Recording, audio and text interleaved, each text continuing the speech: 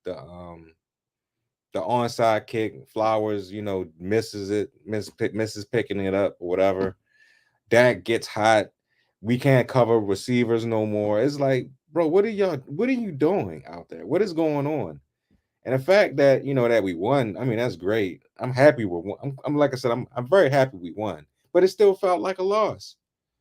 And the only reason why we're not getting criticized and destroyed today is because the Cowboys are a bigger story. Because they're the Cowboys. They're America's team. But in my opinion, we're the bigger story because it's like, how the hell are you going to give away 19 points in the fourth quarter and allow this to be a close game when you're up 28-6? That is unacceptable football. That is not winning football. I do not feel good about this football team. I really don't. And I like the pieces around it. I love Lamar. Derrick Henry is starting to get it going. You know what I'm saying? I mean, they're doing their thing. But it's like, bruh, like, John, get your team right, man. Get your team together. You have to get them together.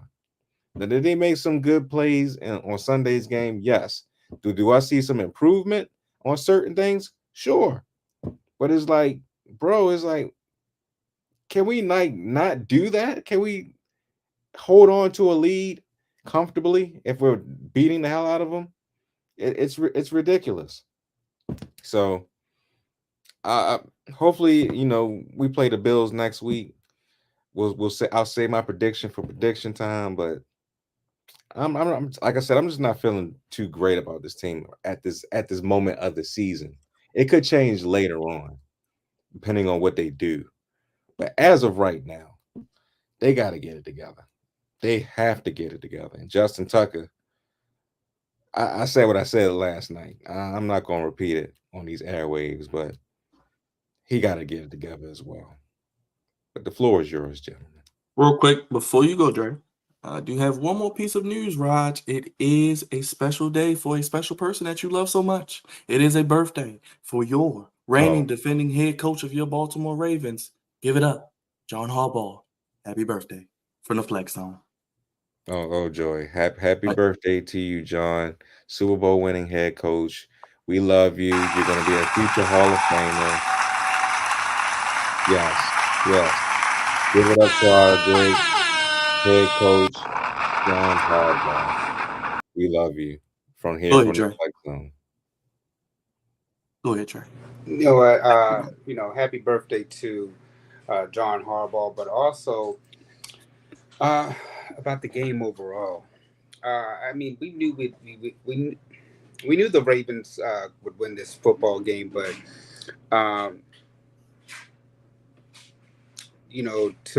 we figured we could be able to run the football, and I'm glad that between Lamar and Derek, they were able to figure some things out, making the Cowboys regret not signing Derrick Henry, but it's a lot of work that still needs to be done.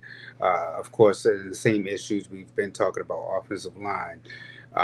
It's weird being a Ravens fan, and for so many years the defense carried us, and we were like, if the offense could just catch up to the defense, this team would be unstoppable.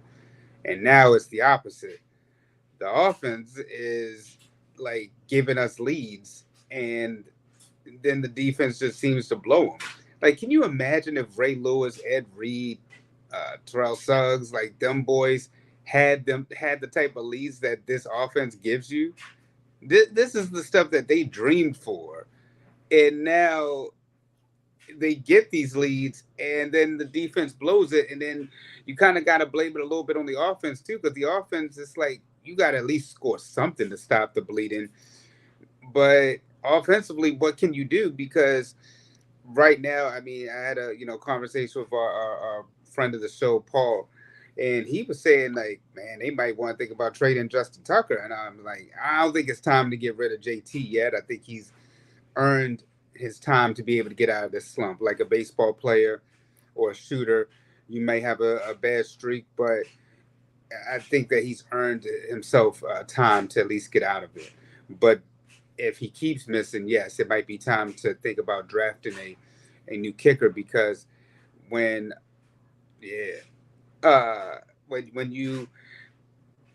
you have cats out there who are making 60+ yard field goals like it's nothing.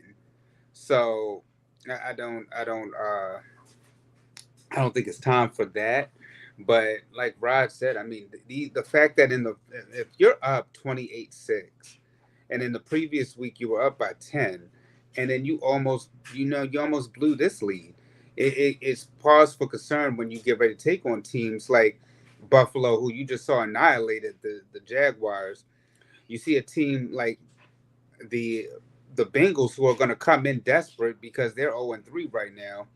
So it's a real cause for concern, especially like in a game like today with the Bengals, where it seemed like they were trying to let the Bengals do stuff to try to make them win, and wanted Joe Burrow to win this football game. But in the end, Jalen Daniels and the Commanders pull out the win. And shout out to the Commanders as well.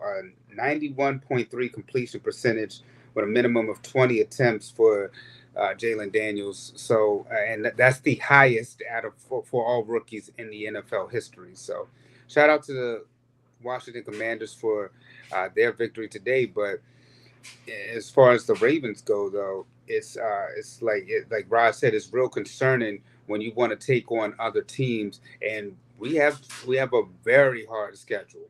I mean, we haven't even talked about. I mean, I mentioned the Bengals, but we haven't even talked about teams like the Browns or the Steelers, who they're going to be tough too to take on down the road. So it's great that we got the win. It's great that we got Derrick Henry finally going, but we still have a lot of work to do, especially on the defensive side, because that's if you're giving up leads like that when the offense is giving you a chance to put this game away and you're not, it's real concerning. That for learning how to close games is what the Ravens need to do. And it goes back to kind of what Rod said about closing. I'm sorry, it's about coaching. Because with coaching comes closing, and you know how to close games, and that's something that this team has been struggling with for the past three defensive D coordinators. So you can't just totally say like, it's the defense, because then you see Mike McDaniels be able to turn it around. You see that with our new defensive coordinator, I give him time. I think he'll be able to turn it around too. But that goes back to coaching, because at the end of the day, the coaching has the final say so, and it's it's it, we don't know about the head coach. Go ahead, Cavante. Sorry, that was a dry, y'all. I thought it was somebody. Hey man, you gotta have clean clothes, brother. It's okay, man. It's the flex zone. I thought somebody was getting a shape up. I couldn't tell. I couldn't tell. Yo, if you can find a barber this time of night, bro, I would love that, man. Oh, Dre, we know a guy. He'll just charge you out the ass for it. Oh. Go ahead, Cavante, man. The first three quarters are about what I expected from a from a 0-2 team. That's how I expected. I expected y'all to walk up in Dallas and put the smack down on the Cowboys. I thoroughly expected that, because you guys have Super Bowl aspirations. You are contenders, and 0-3 is not an option. 0-3 is just not an option. And keep on whipping them. But and this is when we go to coaching. Yeah, it was good to see. It was great to see, guys. They did win, guys. I'm just saying. And no, I absolutely. And the first three quarters looked like all was okay. Like all was going to be okay with the world and the Baltimore Ravens. But god damn it, that damn fourth quarter. I don't know what it is about John closing games. This has got to be a management leadership issue, because there's been a number of games over the past couple of years where you guys have been up double digits and have lost. Now I guess 28-6 was just a little bit too deep of a hole for the Cowboys to dig themselves out of, but 19 points in the fourth quarter is absurd. Absolutely absurd, and that cannot happen. And again, like Rod said, that is very concerning. Very, very concerning. And it's like, I don't want to point the finger at one person because there's a blame pie and different people have different pieces. But the biggest piece of the pie is John Harbaugh. And it's his birthday. I'm not gonna rag on him too much, but this is a you problem. Absolutely a you problem. And you guys beat the Cowboys, so I'm all is good because the point was to win. That was the goal. You go down Dallas, you come back to Baltimore with a win. Wait a minute, are you saying this as us winning, or are you saying this as a fan of the Commanders being able to beat Dallas? Oh, it's both. It's both. Okay. It's both. It's both, brother. Listen, brother. I ain't gonna listen. Like I said, anytime the Cowboys lose, I'm cool. Anytime the Cowboys and how y'all was getting at them in the first 3 quarters, I was like, ooh. And the Cowboys, that would have been back-to-back weeks. They got shellacked. But the 4th quarter happened and y'all gave up all these points and stuff. So now it looked like it was a good game, but the score is not an indication of how most of the game had went. So I'm cool with it. You beat them nonetheless. There's a lot you can learn from in victories as well. And I hope the Ravens do learn from this. But I'm so glad. I'm just so glad we could return the favor on this here Monday night. Well, speaking of returning the favor this here Monday night, I do have a special guest. It is football season. Quick audible. I did promise this brother that I would give him some time. Cavante, I know you spoke about the NFC East. This guy is a native New Yorker. Okay. From the most beautiful place on earth, as he calls it, Long Island, New York. He's a wrestling mark just like us. It's beautiful out there. He is a Giants fan. They did win. He did say he wanted to come up here and talk his ish. And most importantly, he's up late because he is returning. Yes. Not Bobby Lashley, not Ricochet, not the Lucha Brothers, not Motor City Machine Guns, all these geeks signing with different companies. Okay. We have the one, the only, my guy, my brother, my man who I talk to every week. He's a Coke boy now, work-wise, but he's number one in our hearts. And he is a Giants fan, but he's back on the Flex Zone for the first time, actually, on the podcast. But he's been with us for the watch-alongs. My boy, my brother. Everybody put your hands together. Dylan is joining us. Dylan, what is up, my brother? Dylan, what is up, boy? What is going on? Thank you guys so much. I appreciate it. Let's get you together. Let's intro you. Hold on a second. Let's just talk about the fact. Thank you. I love that. I love that.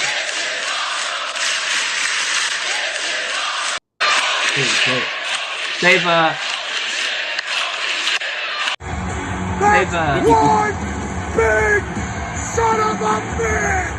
That's right. No, thank you guys so much. I appreciate it. Now, listen, we're in football season. No, there's no WWE talk. There's none of that right now.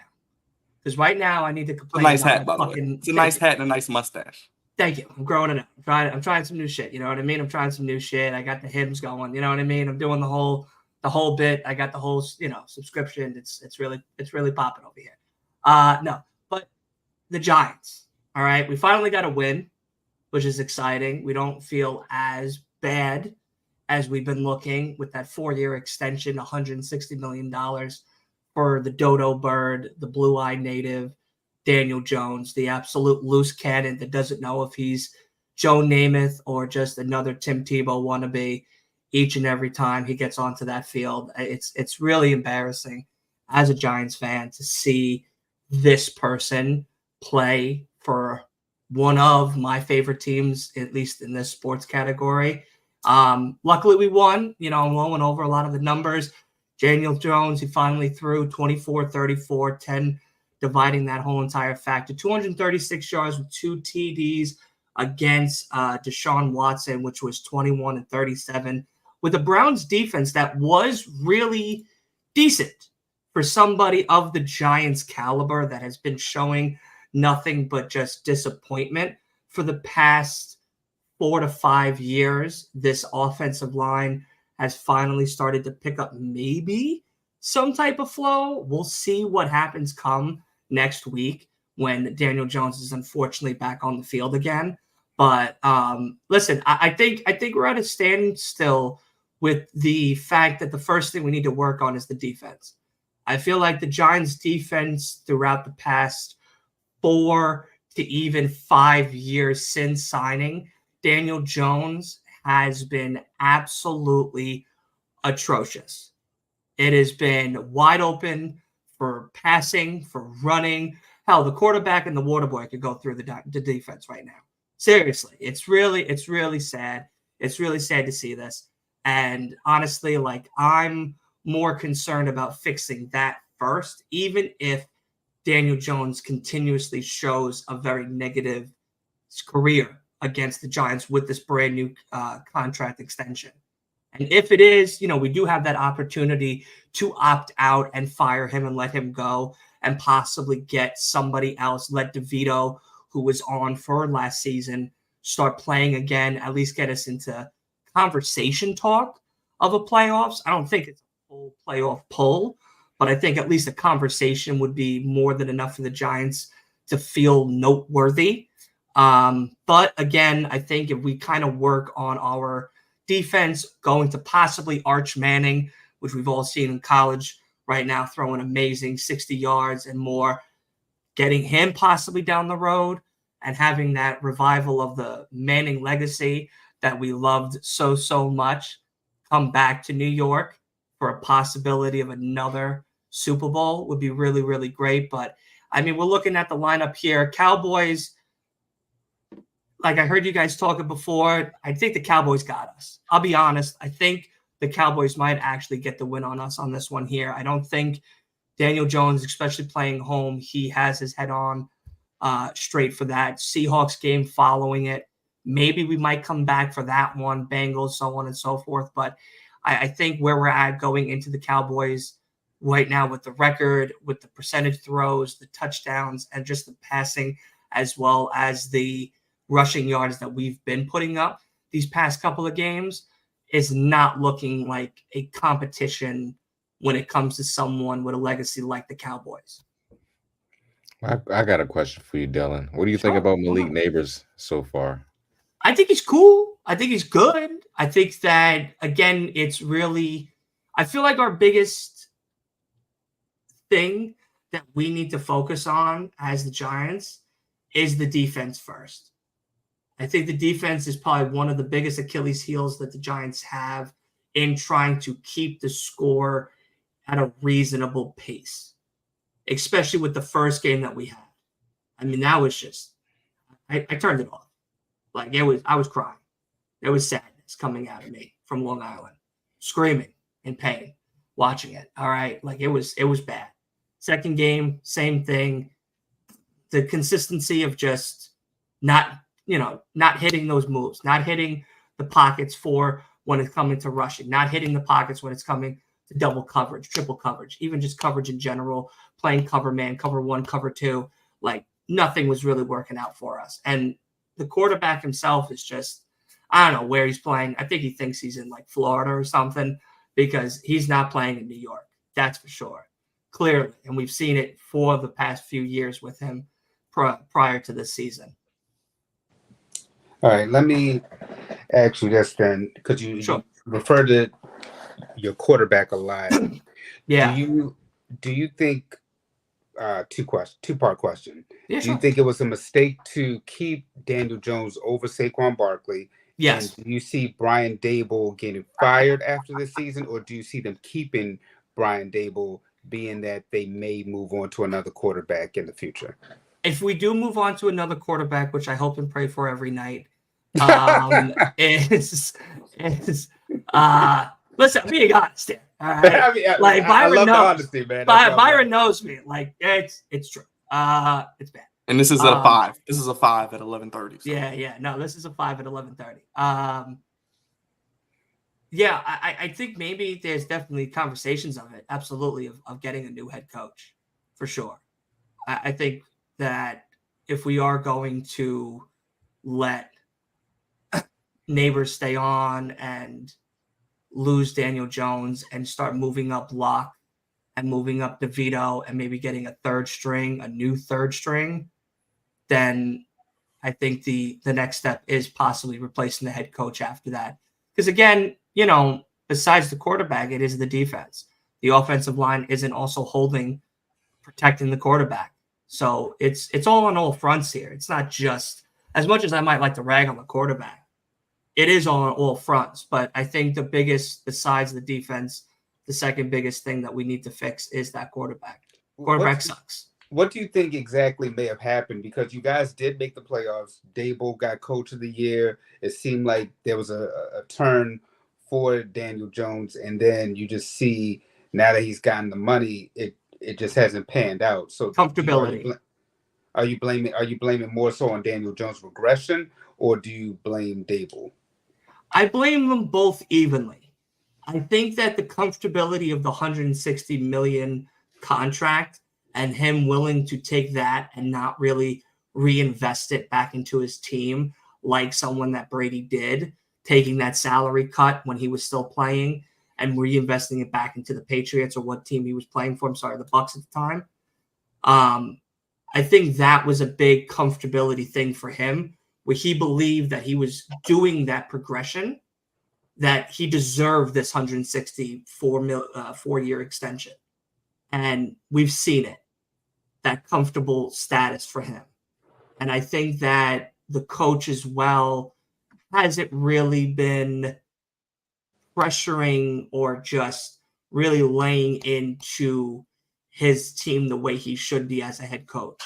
I think he's become a lot more in that same field of comfortable that maybe at some week, whether it's week 4 or week 5 or hell, week 7, will start to pick up some type of traction, and Daniel Jones will start getting that up and down, peak and valley type of progression again. There was good moments of Daniel Jones last season that made us as fans in the stands believe that there was hope of somewhat of a comeback, even if the playoffs wasn't in our reach. At least a wild card game could have been a lot more tameable. But again, after that X amount of time of just the same consistency with no real elevation, I think now, and the money, now he's just like, I'm cool with sitting at 4 with a 4-year contract. But I think that we're at a point though for the Giants that if this continues, if we continuously lose, if we continuously leave Jones doing what he's doing, and there really isn't much of a difference in progression like we've seen from him, that we can opt out and get him out of here. Dylan, before we get you out of here, brother, Sure. you're rebranding, you're relaunching. You have Yes. on an AEW hat. Grand Slams this week. I believe you're going to be joining us. What are you Yes, doing I on the will channel, be. man? Let the people know. I know you got a big announcement. Yes, well, thank you. I appreciate that. Yeah, we are, formerly Last Week in Wrestling Podcast, the greatest podcast out of Long Island. Roger knows, he was a big fan. But yeah, I now I'm going to be coming back after a long awaited time. And we're going to be rebranding. We're going to be called the Long Island Wrestling Podcast. Keep it short, simple, sweet. A lot more of the indie scene we're going to start doing right here on Long Island. We got some great wrestling indie companies, NYWC, Creative Pro, and so much more. House of Glory out of Queens that I've been to a bunch of times and worked with a bunch of times. NYWC created great talent like Max Caster, Willow Nightingale, Chris Statlander, and so much more. Even the NXT champion currently right now, Ethan Page, which is always nice to have a nice gold around your waist from Long Island. Hopefully the Giants kind of, help us out with that gold as well. Who? Maybe somebody important one day. But nonetheless, but nonetheless, we're going to be coming back September 30th. We're going to be doing a Raw watch along, hopefully to see all your beautiful faces there in the comment section and stuff, and so much more really great stuff to be coming. I appreciate you guys' time. You guys keep killing it out here. Flexstone's been close to $1 billion now, right? We're on the cusp of $1 billion. On the Right? cusp, Something man, like on the that. cusp. Cusp of that. Speak Like it into you're existence. like 657,000 million, something like that. Right. Trying to get there I'm like excited. you, I'm excited to split that big B with you, Big B. So Hey, man, we'll definitely be eating well soon. Yes, man. And Wednesday we'll do it all again. We'll let you Yes. announce more, and it'll be interesting to see you getting back into wrestling after a couple I months just off. watched Raw tonight. I'll be honest. What you think? And You like Jey Uso, IC champion? I'm happy. We got Jay as a champion. It's been 14 years on a roster. Finally has some gold around his waist as a singles champion. Is nice. It shows that he has progression himself, kind of, hopefully like Daniel Jones. But we'll see. Maybe there's more hope for Jay than there is for Jones. AEW was cool for Collision. It wasn't the greatest comeback episode that I've seen. But it was okay. It was all right. We'll have a lot to talk about Wednesday for sure. But yeah, no, again, thank you guys so much. I appreciate it. And you guys be well, and I'll see you guys on Wednesday for Grand Slam. Yes, man. I know you got an early day tomorrow. I appreciate you staying up late, man. Anytime you want to join us with the Flex Zone, appreciate the insight, and good to have you talk a little ball, man. And we'll talk some wrestling like the marks we all. Oh yeah, don't worry. Listen, I'll come back next Monday when I watch my Giants possibly lose again. You can plan about that. So it's yes, we need all to rank. possible. Listen, it's coming. It's coming. We're gonna grab those twisted teas on Thursday. Yeah. Yeah, we got Dallas Thursday. I'm sweating right now. I'm going to see a priest tomorrow. So we'll hopefully get a good wish or two in there. Ladies and gentlemen, good luck. Thanks. Dylan, the one and only Long Island's finest. It'll be the Long Island. Say the name one more time. Long Island Wrestling Podcast. Very simple. The Long Island Wrestling Podcast. Name it and claim it. Embedded in your membranes. Dylan, the one and only Cope. Love you all. Thank you guys so much. Appreciate it. Keep killing it. Yes, sir, Dylan. We'll see you Wednesday, brother. Thanks again. Big shout out, Dylan. Yeah. Showing love. Make sure you check him out. We'll have him on Wednesday. We'll get more into the wrestling side and talk about some of his endeavors. But Cavante, the Commanders get it done on Monday Night Football, my brother, with a victory over the Cincinnati Bengals, making them 0-3, which helps out the Ravens. 38-33, move to 2-1. And you know what? Since we're feeling good and they got the win, baby, it's only right. Those haters can't stand One more us. time. Left hand up. Commanders. Fight for RDC. Who are we? The Commanders.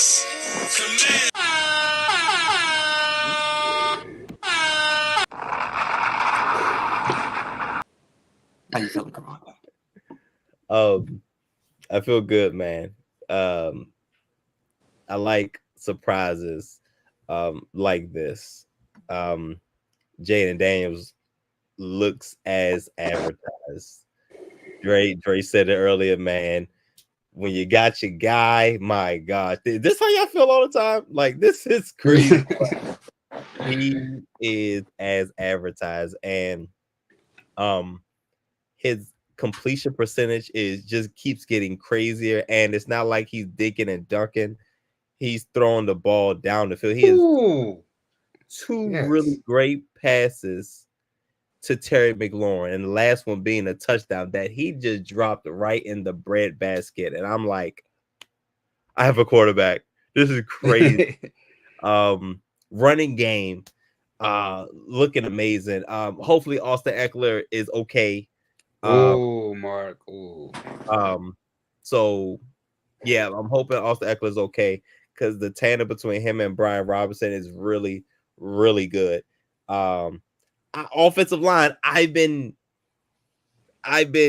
beating the table like, oh my gosh, I'm concerned about my offensive line, and they did decent. They did fairly decent. Jaden Daniels, it's only week 3. He's looking wildly comfortable. He's continued to progress every week. And what a time to come out on Monday night. You could come out on prime time, baby. Just come out and do your thing. And I'm loving what I'm seeing with his progression. And it looked like Cliff Kingsbury is calling a hell of a game. A hell of an offensive game. And it looks like the defense is behind. Yeah, the defense has some catching up to do. I didn't pick them to win because I thought this secondary, well, not thought, the secondary is bad. The secondary is very, very, very trash. Like I saw, well, not I bet Byron, I bet that Chase Young would score a touchdown, and he scored in like the first 3 minutes. So I was like, oh boy, here we go. Bengals up 7-0, and they may not look back. And then here we come running the football. And here we come running the football again. Oh, wait, one more. Running the football again. Our first 3 touchdowns were all rushing touchdowns. Both our running backs and our quarterback all got, rushing touchdowns. And then it's like, oh, snap. Well, Jaden Daniels does play a little quarterback. So why not throw a couple? You know what I'm saying? And he looks really, really, really, really good, man. And he looks like, granted, it's still early, but he looks like the best quarterback prospect of the 2024 NFL draft. And this was a great time and a great game for his coming out party. And I am very, very, very happy. Very happy to see it. Still concerned about our secondary. The offensive line seems to be getting better as they play more games together, but I am thoroughly excited and happy moving forward. We got the Cardinals next week, so that's gonna be entertaining and fun to watch. And so I feel better about that. What was it? Byron, was 6.5 or 7.5 of games that we I think it was 7.5. Set 7.5. Okay, yeah, because 8 sounds about right for the over. We're getting closer to that over, but y'all all know who I want to beat. Y'all all know who I want to beat. I want that game. If I got to pick one game, I want that game in Dallas. I want Jaden Daniels to go to Dallas. Like I told y'all, AT&T Stadium and Madison Square Garden are the same place. People go there to show out. That's not a home. That's not a home field, and that's not home field for real. People go there to show out because those are big name places and big name teams and big name cornerstones for their respective leagues. You go there to show out. That's what you do. RG3, his first game in Dallas was crazy. Man. That's what I want to see when we play Dallas. When we played Dallas that first time, I think we played them the week before their Thanksgiving game. I think we played them the Sunday, and then they played us the Sunday, and then I think they played Thursday for Thanksgiving. But that's the game I want. And of course, if we could stick it to the Eagles too, like we always do, that'll be great as well. But I'm liking what I'm seeing, guys. I'm thoroughly happy. I'm excited moving forward for Jaden Daniels. I'm not even saying we're gonna make the playoffs or do nothing crazy, but I like what I'm seeing from Jaden Daniels, and it says a lot about a team that's taking care of their quarterback and him and their quarterback being able to progress. It says a lot about the organization. So my organization is finally moving in a positive direction after 30 years of goofiness. So and it shows in the development of our young quarterback Jaden Daniels. So I feel good. I feel good, guys. I feel good moving forward. Cavante, January 5th, week 17 or week 18, excuse me. Commanders at Cowboys. Could this be a win and end scenario for young Jaden Daniels and the Commanders? Wouldn't that be something? Would that be something? Wait. The last game is not our home game? That's at Dallas? Yes, sir. January 5th. Oh, snap. So that means the first game we play is going to be is Thanksgiving. Is that Thanksgiving? 11/24? Is that Thanksgiving, everybody? Somebody let me know. I don't know the dates, but 11/24 sounds like. Is it 11/24, 11/28? Okay. So it might be the Sunday before. Yeah, I think, because we don't Thanksgiving is the 28th. Yeah, we don't play them on Thanksgiving. So it's got to be the Sunday before. So that game is actually in Landover. Is that what we're saying? Yes, sir. Oh wow. Yeah. Usually it's the reverse. Usually that last game is usually a home game. But wow. Okay. Well, that's the game I want then. That last game of the season, that's the game I want. At Saints versus Eagles versus Falcons at Cowboys to end the season. So Oh, that will determine you guys' fate. That last 4 is a crazy stretch. So I mean, we'll see, but as long as he keeps progressing and we putting up points, because that's the name of the game. You find a way to put up points, you could be in any game. Us putting up 38. I hope this is not an anomaly. I'm hoping this could be the norm, and we could be consistently putting up points and in the high 20s to 30s, because that's what you need at this point to win, especially when you play elite level quarterbacks. Let us go around the NFL and get those game ball, not so game ball, and get to those picks. We're already heading to week 4. Thursday, we started out with the Jets over the Patriots 24-3. No surprise there. On Sunday, let's move to the action. As our boy Dylan just said, Giants get their first win over the Browns 21-15. Malik Willis gets revenge against the Titans 30-14. 2-0 without Jordan Love, Raj, and they can still wait till he's ready. He's 100% healthy. Great job there by them. Colts, Mark, where you at? Get their first win 21-16 over the Bears. Also, don't forget Jaden Daniels and Caleb Williams will match up on October 27th. So that will be a game to watch as well. Be a fun one. Don't look now, but the Vikings. Jesse, where you at, brother? 3-0 CJ. AJ.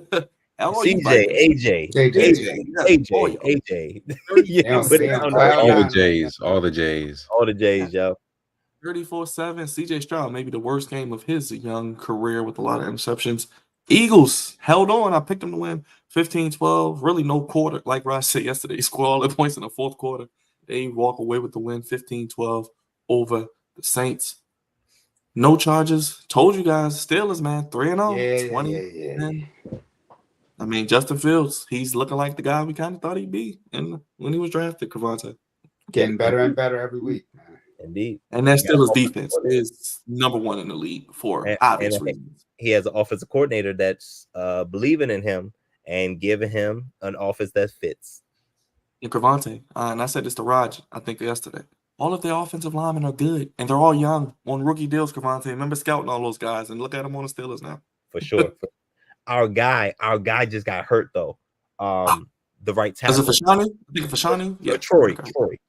Yeah. He just got hurt, so that stings a little bit. But you're right. These are guys that we've all scouted. Between us and disqualified opinions, we was putting in a lot of work, going looking after these offensive linemen, and the Steelers they finally got that a cohesive unit. So this is good. This is good for the Steelers. The thing they were missing was the quarterback, and the way he's playing along with that defense. We were saying about the Ravens, years ago, with saying how if you could just have the defense, if they could just have the quarterback, and right now it seems to be going well for Pittsburgh. Dre, your boy Bo Nix, man, he is doing his thing. Raj, I know you like Bo Nix as well. Broncos, Sean Payton's first win as a Broncos coach in September. Let that sink in, guys. That's a damn shame, man. Yeah, so Bo Nix, though, doing his thing. I know we talk about Jaden and Caleb, but Bo Nix is earning his keep out there in Denver. Now, I don't get this one. The Ravens lost last week to the Raiders. And then my boy Richard Cunningham, Andy Dalton, if you're new to the program, comes back and Bryce Young gets benched. And they beat the hell out of the damn Raiders. It's crazy. I feel bad for Bryce Young, man. Nah, he's having a rough go at it. He's definitely having a rough go at it. Because I'm like, bro, I can't defend that. Yeah. So the Raiders lose to the Panthers. They get their first win. Skylar Thompson, no deal. Mike McDonald is 3-0, Raj, with those Seahawks. I know you love to see that. I mean, my fantasy team doesn't like to see that because I got Tyreek Hill, and he did absolutely nothing. So, yeah. Speaking of quarterbacks, the Dolphins may be looking for one. Tua is on IR, so he has to miss 4 games. So we'll probably get a decision after these 4 games what he will do with his future. So we'll see. He was on the sideline yesterday, so I guess he's okay. Ravens over the Cowboys 28-25. We talked about it. Go ahead, Dre. Say it. They got the win. For my boy, hear these thoughts, man. They got it done 27-24. The Rams, the Rams, the Rams. Yes. What amazing yes. comeback, baby. Finding a way to win, beating the 49ers, Cavante, are 1-2. All that contract stuff. We said it might start off with a slow start. We all said that. Indeed. The 49ers have some they have some concerns. Absolutely have some concerns, but Sean McVay low key has had Kyle Shanahan's number no matter how the teams look. Sean McVay is a hell of a coach, and he's doing the absolute most with a little bit. And this is a divisional game, so those games are always kind of funky, but maybe the 49ers, and maybe just because did Christian McCaffrey play? He's still out, right? He's out. He's on IR. No George Kittle, no Debo as well. It seems like with the lack of running game, which is what the 49ers like to do, they are not the same team. Brock Purdy is not going to win you games like that. So there, and I'm not saying he can't get better, but Kyle Shanahan wants to run the football. Look, I know we talked about Ayuk deserving his money, Samuel's earning his money, but that bread and butter of that offense is Christian McCaffrey. Absolutely. Without Christian McCaffrey, it's not the same team at all. Absolutely. And I'm looking at Ayuk. I'm looking at Ayuk, and I'm like, yo, you want to order all this money? What's up? Oh yeah, because their third quarterback was the one who was getting busy yesterday. Yeah, he's screwing my fantasy team up as well. Damn shame. I picked all these players and they're not playing, or they're not performing, or they're just goofy. All the above. Yeah, right there. Jawan Jennings. Yo, he was getting busy yesterday, bro. He scored their first two touchdowns. Clearly. And got Ayuk only had 48 yards, but I think Purdy did miss him on one throw. He was open, but nonetheless, only 48 yards. You're getting paid all that money. You got to do something better than that. Let's get back to the scores here. The Lions did beat the Cardinals, I believe, 20-13? 20-13. If I remember the score correctly. Let me it was 20-13. verify that. The Lions won. Yep, 20-13. Yep, biting kneecaps. Bounce back. Good bounce back. I definitely reached on this one. No, I honestly, I don't think you've reached. I mean, the way that Arizona's been playing and been able to run the football, something that, dating back to even last year when I recall the Cardinals beating Dallas with that run game, and now you see the addition of Marvin Harrison over there. Kyler Murray looks like he's healthy and back to being himself. So I don't think it's a reach, but it's just that Detroit was just a better team. Tribal Chiefs, I mean, what's new? Patrick Mahomes has the most wins in his first 100 games passing Tom Brady and Roger Staubach with 77. The Chiefs are 3-0, and Patrick Mahomes and Travis Kelce aren't even playing that well, but Rashee Rice is the number one receiver. He's balling out. Went from being who to now he's that guy. But I mean, an egregious missed call. No, helping the Tribal Chiefs. No, it's not even that. His ass should not be playing, period, because he got into a fender bender in the offseason, and they never suspended his ass. So yeah, he's out there playing, scot free at this moment. Jam, yes, jam. Literally, jam. Jam. Yeah. So shout out to the Chiefs for getting over as always.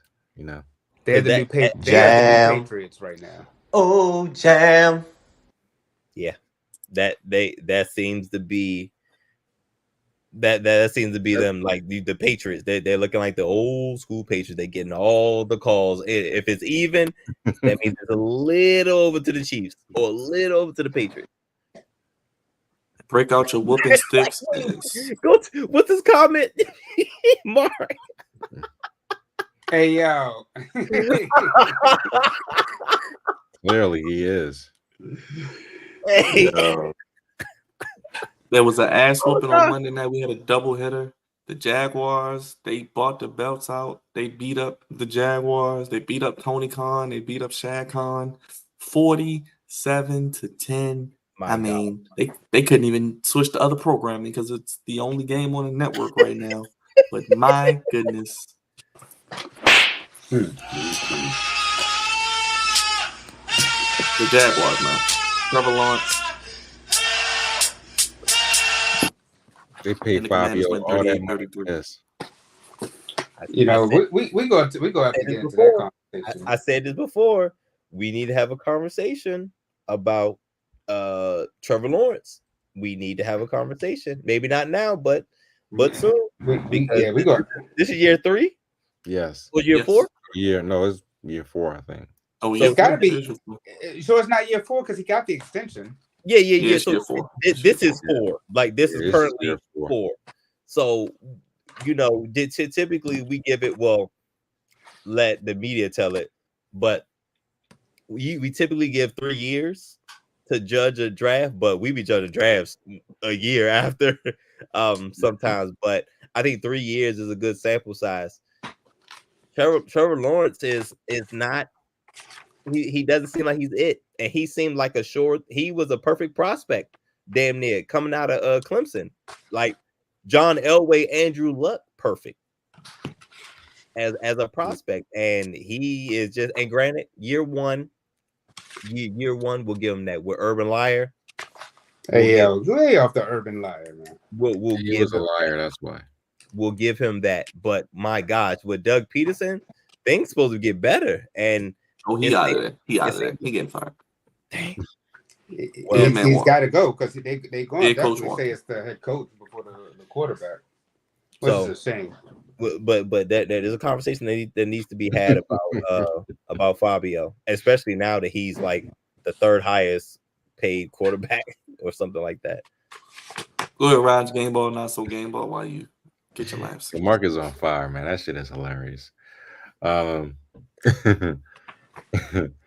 My game ball has to go to Derrick Henry, man. My goodness, bro.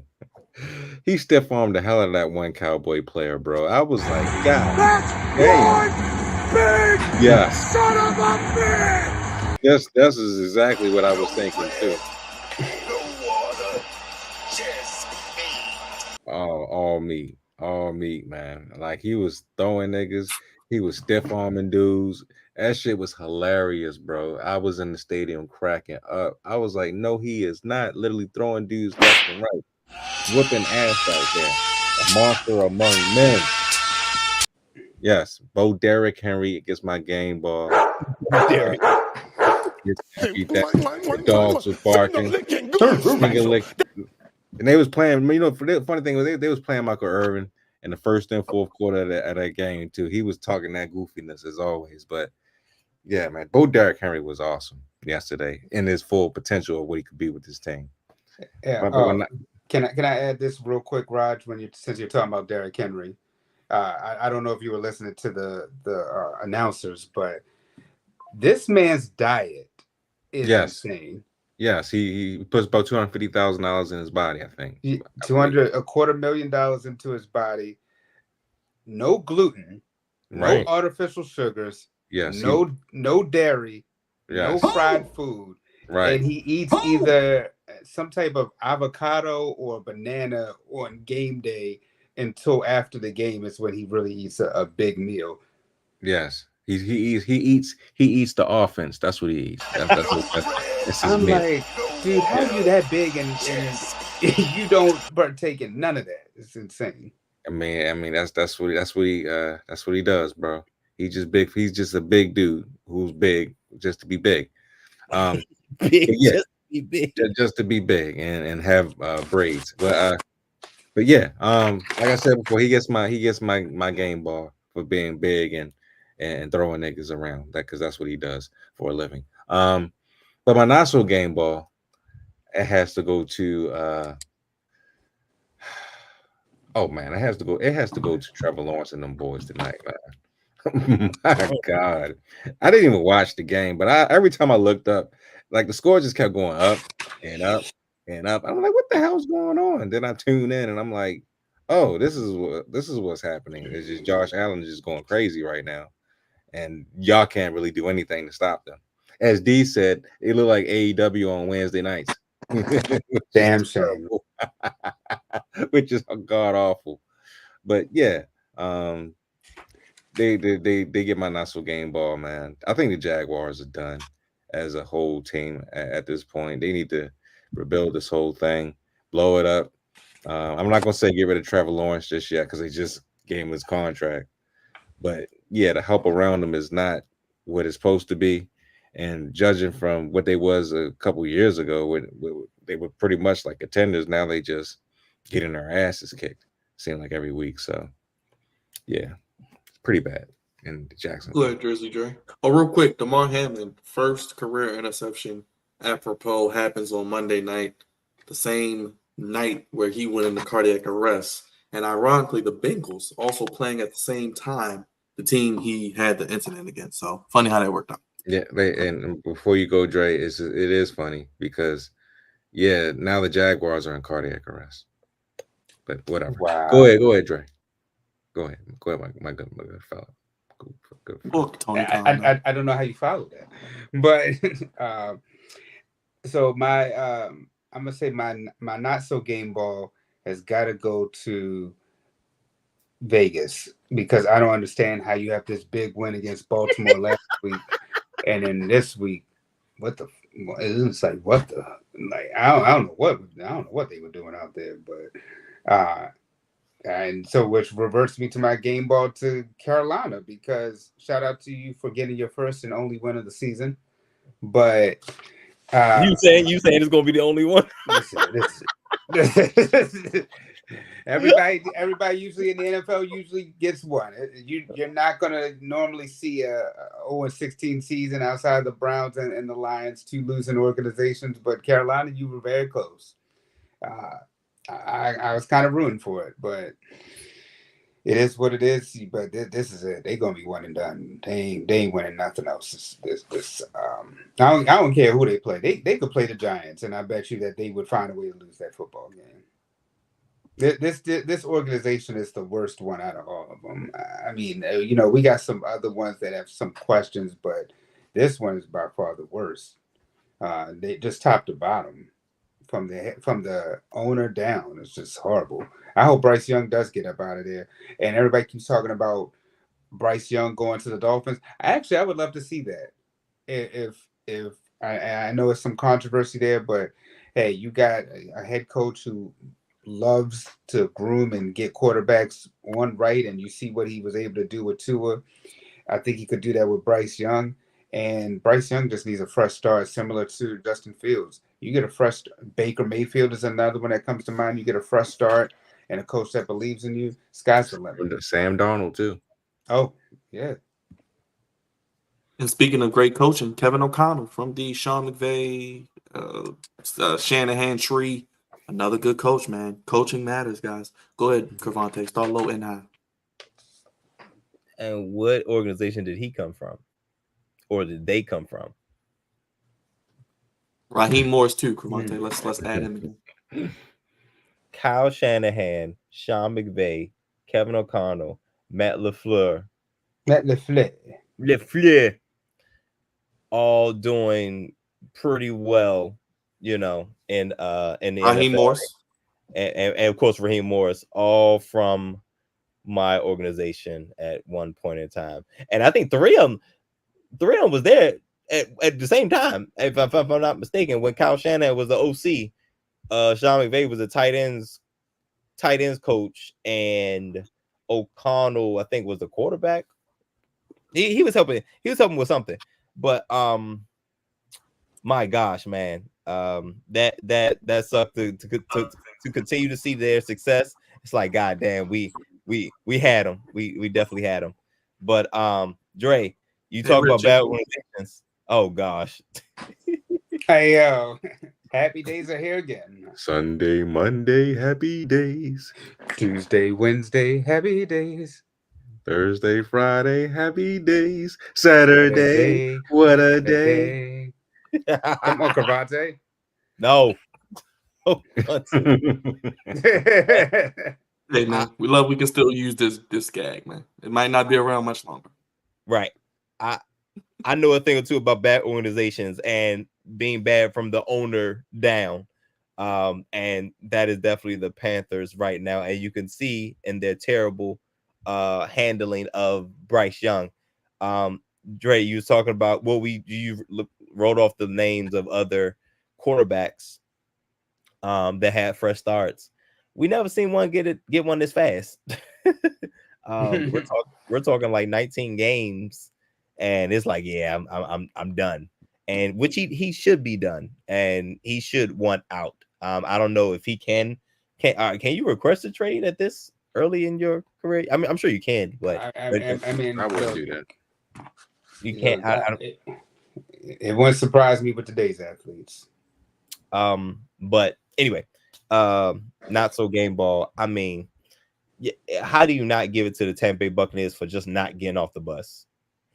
Denver came cross country and delivered a severe whooping on Tampa Bay.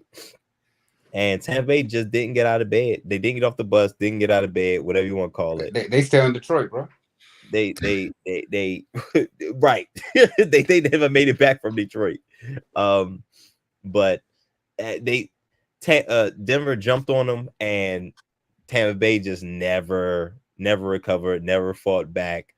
And Bo Nix was out there looking like the second coming, and you know they were never in the game. They only put up 7 points. 7 points. Yeah, 26-7 was the score. So Tampa Bay, just for Todd Bowles, come on, baby. Baker Mayfield got to do better than that. And especially, I'm very surprised Todd Bowles against a rookie quarterback. That's not usually how that goes. But not so game ball. Game ball is going to my guy Jaden Daniels. Again, he continued to progress each week. This was his coming out party. He chose to do it on primetime, to do it against a team that some considered, championship contenders, and he's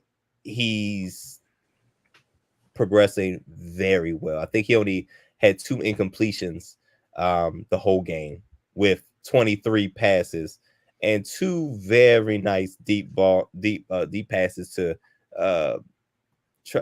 Terry McLaurin. And Terry McLaurin, who had 39 receiving yards going into this game. 39. He got that in one play. Needless to say. 3 total touchdowns, and I think he was 21 of 23. Damn near. I don't know what his passer rate was, but it had to be damn near perfect. Looks like we got a quarterback, guys. Number 2 looks like he's better than number 1, but we'll get into that debate a little bit later. Thank you for that, Cavante. Let's get to the picks. Week 4, Dre, you got any update on the standings before we get to week 4, my guy? Burn it. So the winner. Let me backtrack a little bit. The winner week 1 was Unk. Week 2 was a tie between Unk and Cavante. Week 3's winner is me. I came in 9-7. I came in 9-7 this week. Unk and Byron, y'all were tied at 8-8, and Cavante, you were 7-9 this week. That's including Monday Night Football. Right now, the overall standings, Unk is number 1 at 27-21. I'm number 2 at 25-23. Byron is third at 24-24, and Cavante, you're 4th at 23-25. Ooh, still early. I'm at 500. Fonte is a game under, and Raj and Dre. It's going to be a fun one. This might be the closest race we've had in a while, guys. Let's get to it. Week 4, Thursday night. Dylan just talked about it. Giants host the Cowboys. You can give me the Cowboys. The Giants are so bad. Just so bad. Even though they beat the Browns, who I guess we're realizing is pretty damn bad themselves. It's tough to pick the Giants, and the Cowboys. They're not gonna lose 3 in a row, right? They could. If I'll say this, if they lose this game, it's over. It was over. It was over for them regardless. But their season is done for sure. Like it'll be hard to even. They'll be under 500 if they lose this game. I'm picking the Cowboys as well, and the line apparently is Are they 4.5. already over? They're already under 500. No, I'm saying for the season, Oh, like they'll be 4.5, saying Trey. 4.5. 4.5 right now. I'm like, oh, okay. I'm gonna I think pick. it's gonna be a little higher than that, but okay. I'm picking the I'm Cowboys too, though. gonna pick the Cowboys. They should have won. They should have won yesterday. Here you go, Miss Saints. Negative Nancy over here. Be positive. Nancy. Why does Nancy get Saints, such a bad name? Saints and Falcons for Oh, first place in Cravante, the who you South. had? I'm going to Cowboys as well. Okay. Saints Falcons first place in the South in Atlanta, but they both play in the Dome, so I guess it don't really matter. But you can give me the Falcons this week. I'm gonna go with the Saints. I agree. I'm going with the Saints too. I mean they started to be my not so game ball because they all that damn hype and then they lose to the Eagles like that. But I'm gonna go with the Saints. I'm gonna give them a chance. But this might be a turnaround for you, Byron, because you picked the Falcons to get to the playoffs, right? I did, and I think I know. Well, just real quick, I know losses don't really mean much, but I think that was a moral win for them, not to get blown out. That's what's No, moral win for I them. look, it's a game that they actually should have won, but Yeah. and then But the tribal chief did what the tribal chief does. yeah, and then they came off that huge win on Monday night against the Eagles, so it wouldn't surprise me. Whew. Rams, Bears. I'm going with the. I'm sorry, Cavante. I'll go with the Falcons. Okay. Ugh. Rams, Bears. Yeah. Rams. I'm gonna go with the Rams. The Rams. I'm gonna go. Oh gosh, give me the Bears. I'm gonna just go against the grain because I don't like when we all pick together. I'm gonna go Bears. You know, I miss Ryan Clark doing that. One of these days, the Bears is gonna get it together. One of these days. This may be the week. Their head coach about to be gone too.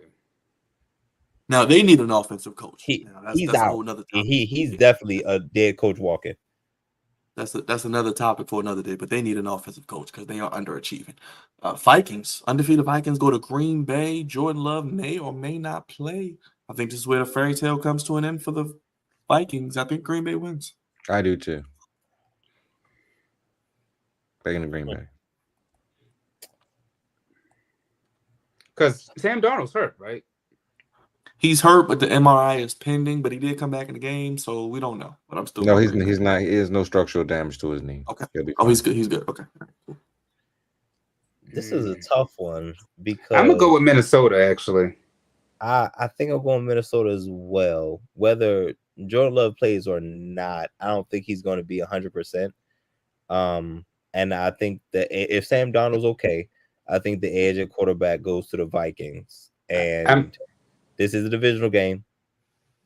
Mm-hmm. I'm not picking it because of the quarterbacks. I think low key, one of the MVPs is Brian Flores. The work that he's doing with that Minnesota defense, man, it makes me wish he was our defensive coordinator because he's doing some amazing work on the defensive side for Minnesota. Oh boy! For that case, it better be Jordan Love because if it's Malik Willis, that's gonna be scary. I'll go with Minnesota. Steelers go to Indy to face the Colts. Damn. Watch this be the week when I pick Pittsburgh and they lose. Right, but I'm going with him again. I think Anthony Richardson turns the ball over too much, and that defense going to eat on him. Yeah, I'm going Pittsburgh. Yep. They go 4-0. Steelers and Falcons do it to me all the time, but I'm gonna go with the Steelers. Q, where you at? Broncos visit your Jets. Oh, come on. And they traveling again. For once, I'm gonna say the Jets. Agreed. I'm gonna go with the Jets as well. Mm-hmm. Eagles. Everybody Eagles and Buccaneers. Yep. Yes, sir. Yep. Eagles and Buccaneers. You can give me the Eagles again on 1 o'clock. Yep. Give me the Eagles. I'll take them. Yeah, I'm gonna go with the Eagles too. Yeah. Yeah, I'll go to Eagles. Bengals go to Carolina. Bengals are 0-3, but I don't Oh, think they'll 0-4. bro. Now this is another one. If they lose this game, it's Zach for Taylor should be sure fired. over.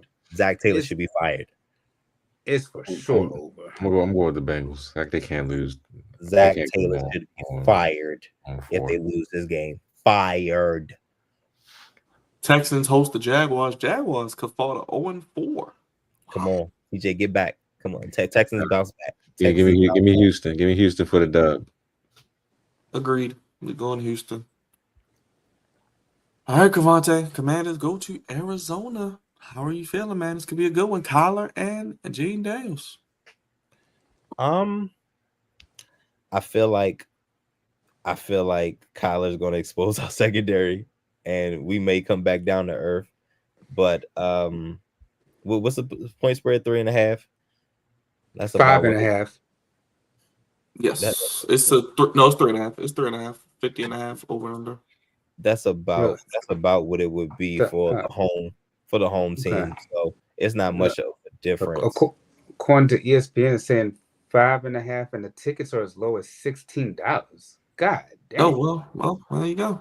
Hey. Well, shoot. Well, if this point spread is 5.5, I would take the Commanders to cover. But so the over under says it's 49.5, but I'm over the ticket price. Is $16 is low. Look, man, I'm going with the Commanders. Okay, if you ain't gonna say it, I will. I believe the Commanders is gonna win. You know what? I got the Commanders winning too. Who the rest of y'all rolling with? I'll take the Commanders. I'm picking the Cardinals. I can't. I'm letting y'all have that. Now the Commanders could win, but I still think Kyler. I think Marvin Harrison Jr. has a big day. Yeah, I would hope so for my fantasy team. I'll roll with the Cardinals. Patriots travel to the 49ers. 49ers all day. Oh, you must have to update it one, Byron. Maybe I need to refresh mine. For that whooping, travel cross country for the whooping. Yeah, we're all going San Fran. Cleveland and Vegas. I do not know how to pick this game. I'm going with Cleveland. Yeah, I'm gonna go with the Browns too. I guess because aren't they putting that new boy in for the Raiders? McConnell. Aiden McConnell. Oh, I don't have no faith in him. Now what's Myles Garrett health? He had a foot injury. We don't know yet though. I don't know if he's anything yet. That part I don't know. I don't think it was serious. It's not real serious. He might play, he might not. But either way, I'm going with the Browns. Yeah, I'll take the Browns as well. You know what? Antonio Pierce cussed his team out. He's gonna get in their ass. I think they win. That'd be nice. I ain't gonna be mad. I think they win. Devontae Adams has a big day. Chiefs. I mean, Patrick Mahomes owns the Chargers. I just saw Derwin James is suspended. I think a game. Yeah. Joe Alt, Cavante. What happened? Safety rules. I guess he's hitting people too hard. Football. Yeah, they don't want him to hit Patrick Mahomes because he's don't you dare. Don't you? Matter of fact, you know what? Don't even play. Joe Alt has the Jordan Love injury. He's out probably 3 or 4 weeks. Right tackle. Brookie doing well. J.K. Dobbins, Gus Edwards, they kind of came back down to earth. Give me the Chiefs, man. He owns the Chargers. He has like one loss against the Chargers. I mean, you could have just missed me with the soliloquy. We already knew the Chiefs was going to get picked. I mean, why would we pick the Chargers? If the Chargers were completely healthy, I would consider I would consider them picking them against the Chiefs because they have the running game. They have what they need to keep Patrick Mahomes on the sidelines. But with his injuries, I'm not picking against Patrick Mahomes. You need to be 100%. They got everything, like you said, but they're about a year or two away. Ravens and I'm not picking against them. Ravens and Bills on Sunday night, Raj, Dre, Cavante. How y'all feeling? I'm going Buffalo. I was going to say Baltimore until I saw the ass whooping today. I'm going to have to pick the Bills too. Buffalo. They're going to whoop the Ravens' ass. Well, they're not going to whoop us, but they ain't going to do us what they did to the Jaguars, but they're going to win. I'm going with the Ravens, man. I think Buffalo comes back down to earth. I think they're playing better than they actually are. Had a soft schedule. Okay. I'm going to go with the Ravens as well. I hope y'all right. Yeah, I hope you're all right. Hey, look, I ain't look, picking look. him. You ain't putting up 40. You ain't putting up 47 on us. You ain't Yeah, doing I it. agree. He is not. Yeah, But it ain't gonna be that bad. ain't gonna be Y'all, that. y'all But gotta come see Lamar. Y'all gotta come see Lamar and his house. Josh okay. Allen. I'm just saying. I come see Zach Orr too. Keep that little Shakir midget guy in check though. He's really fast. He was running around every time I saw him.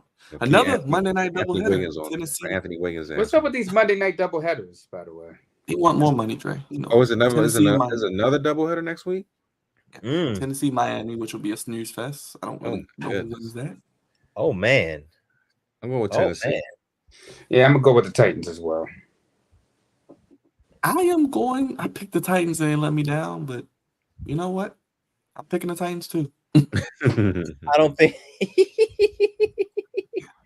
Man, if they just get somebody who could throw the ball, because they still got Jalen Waddle and Tyreek Hill, right? Yes. All of them are healthy. But I don't think I picked the Titans this year. Have I? I don't think I have. You don't remember. You don't remember them. No. You picking the Titans? Yeah. I'll go to the Titans. All right, everybody wrong with This the will be a Titans. good one though. Seattle and Detroit. Seattle's 3-0 Detroit.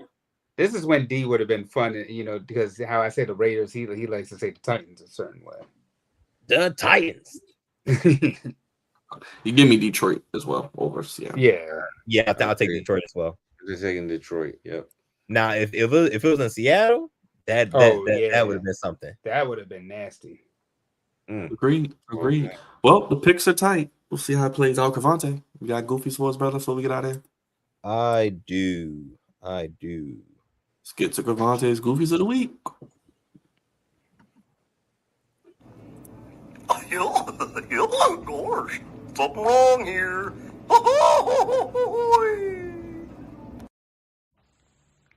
Well, now that's goofy. Stupid. Just stupid. Jam. Oh, jam.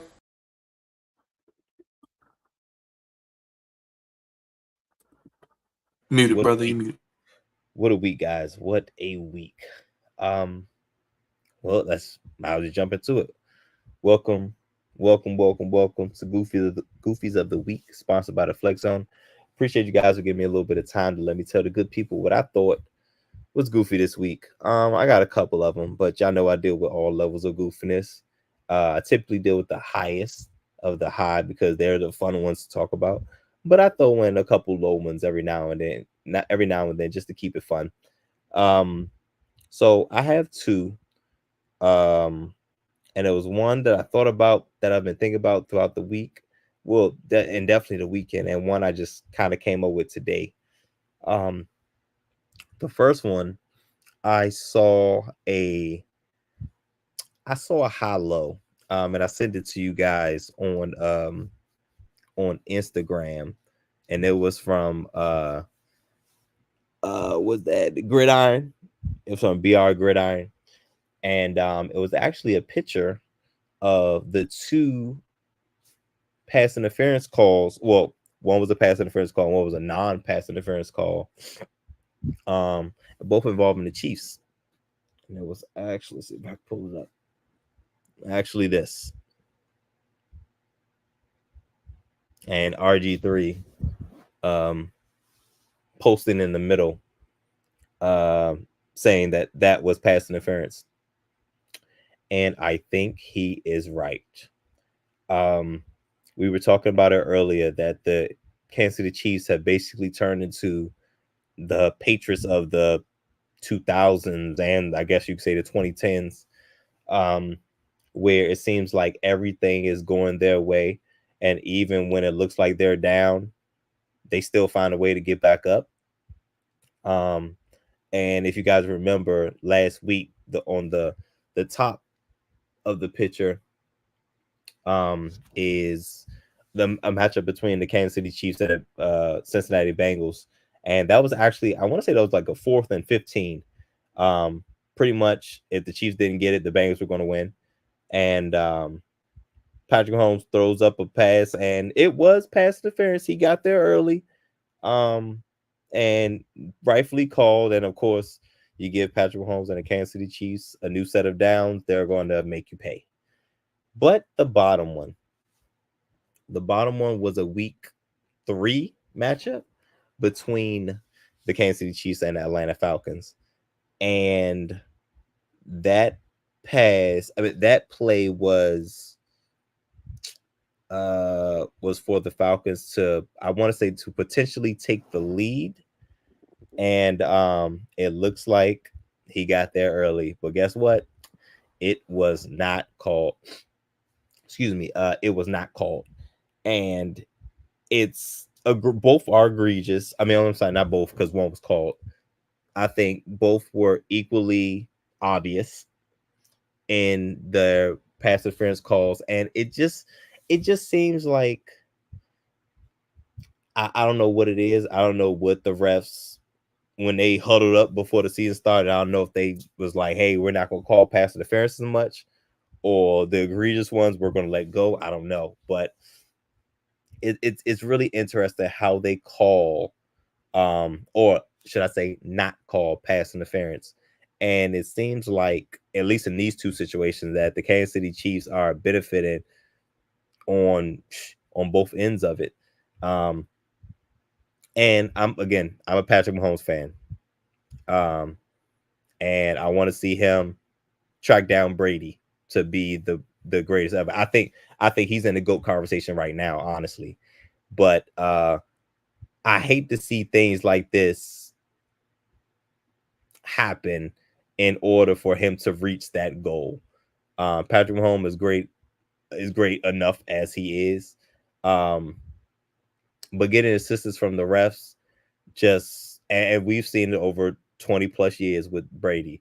He's got a lot of calls go his way, and it's very, very irritating. But maybe it's a little different for me because I actually like Patrick Mahomes and the Chiefs versus the Patriots and Tom Brady. I really didn't care for growing up, and I didn't want them to win. So every time they won, it just kind of burns a little bit more. Just like the Seattle Seahawks Super Bowl and Atlanta Falcons Super Bowl, like, what are we talking about? But you hate to see it. You hate when it's so egregious that it's like, bro, come on now. Come on, bro. I don't care for the Falcons either, but come on, yo. Let's not don't cheat them boys like that.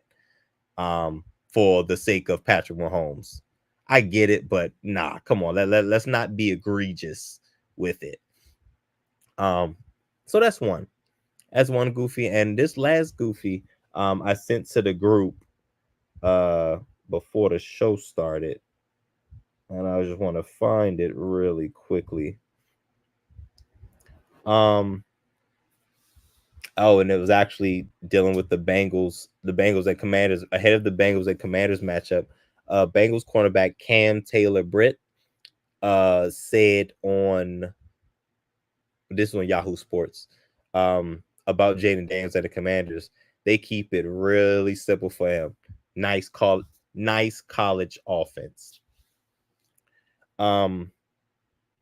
Just basically downplaying what Cliff Kingsbury is doing with Jaden Daniels, and saying like, oh, like they're going to have a lot of opportunities because he's not going to throw it deep.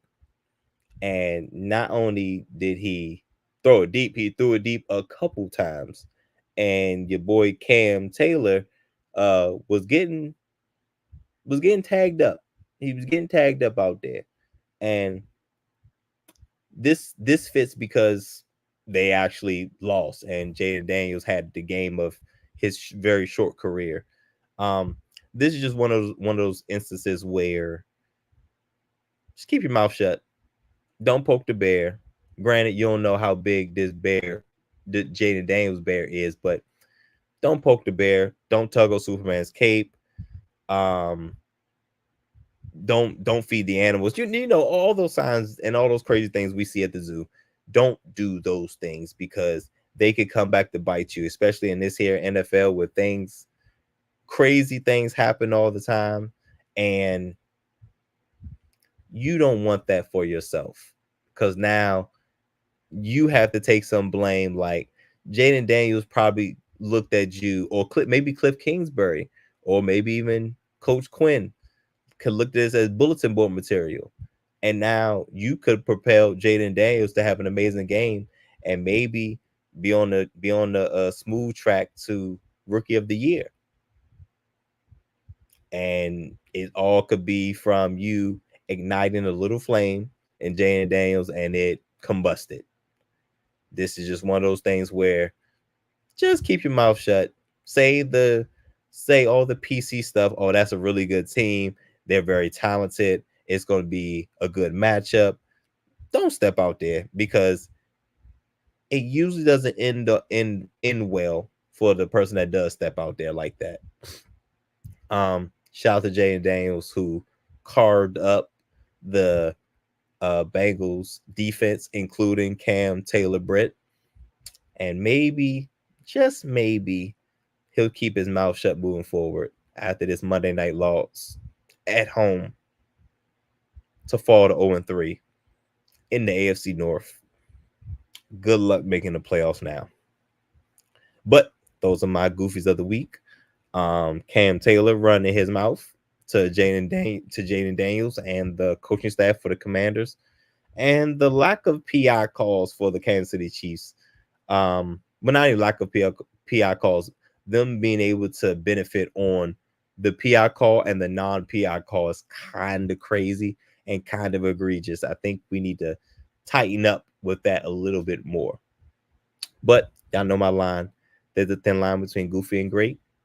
And these guys are on the wrong end of it. Got to do better. Gosh, something wrong here.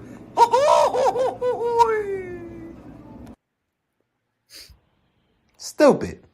Just stupid. Well, now that's goofy. Jam. Oh, jam. That is all we have for you here tonight. Drizzy Dre, another episode in the books. Episode 359 next week. What can the people expect? The day before the Major League Baseball playoffs begin. The wild card round. It looks like my O's will be playing in it, and we have a special guest to talk about it next week. Yes, I'm excited about next week. A lot happening. Like I said, this is the time when things pick up. We haven't even talked about college football today, but I'm glad we were able to talk about some WNBA. And like you said, the playoffs are underway. It's a lot happening right now. When I was in St. Louis, I got to check out a Cardinals game, and they almost blew that lead. My gosh, up 6-1, and then in the seventh, up 6-1, and then they got it. The Guardians got it to 5-6. But then Helzen, I think, was the closer for the Cardinals. He's sick closer, man. And the Cardinals were able to pull that out. So good baseball happening right now. Can't wait to talk about it.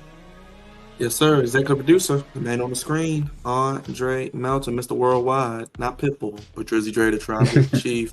Senior producer, Cravante Bay, it's Raj Fistbump.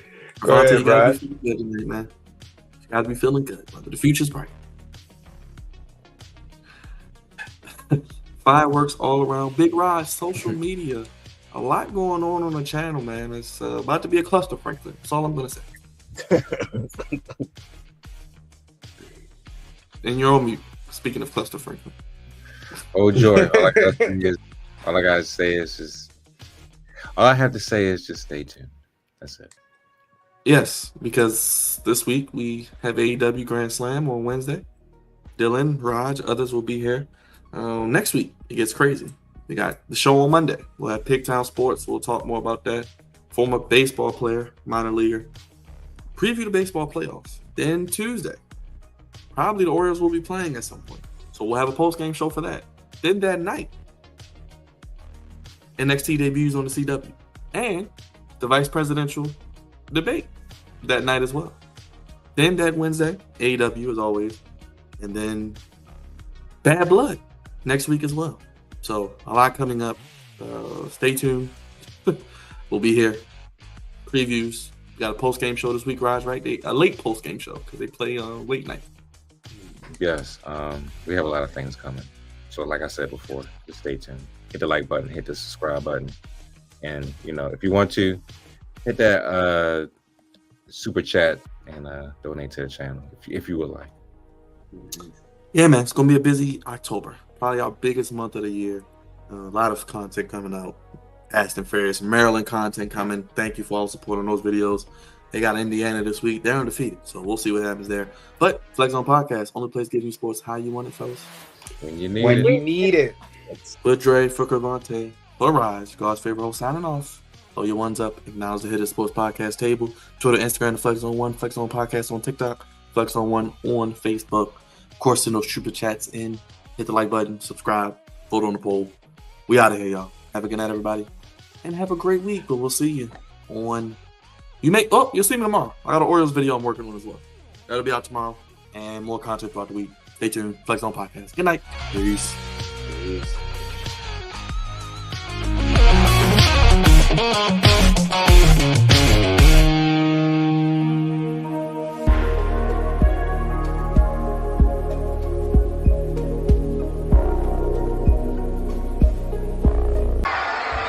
Acknowledge me.